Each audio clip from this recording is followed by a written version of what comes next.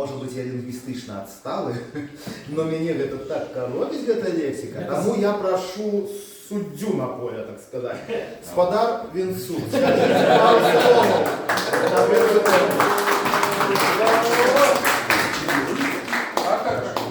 Как у вас? Можна навіть місце. Ну, нормально.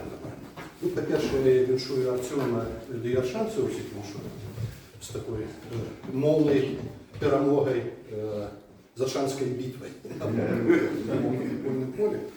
Это сапраўды абсолютно беспрецедентная справа. Калі про то, что популярно, про то, что люди любят у конкретной мясцовасці, написано з любов'ю, написано по-беларуску, вы яшчэ про гэта класычную праву, Бога лицу.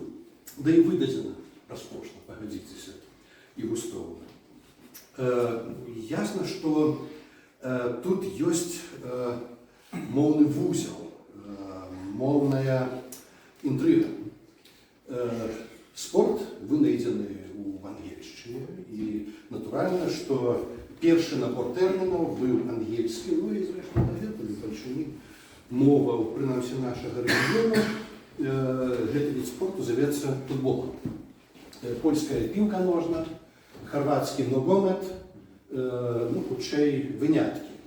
Дарэчы, літоўцы пры паслядоўным імкненні літоўскай мовы да турызму, да мобілізацыі ўласных рэсурсаў і наяўнасці моўнай інспекцыі, моўнай камісіі, якая мае права штрафаваць, придумалі коініс, ножник, але не прыжыўся.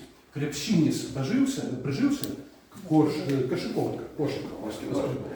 Ну, а вот коініс, ножник все ж таки прогуляв футбол.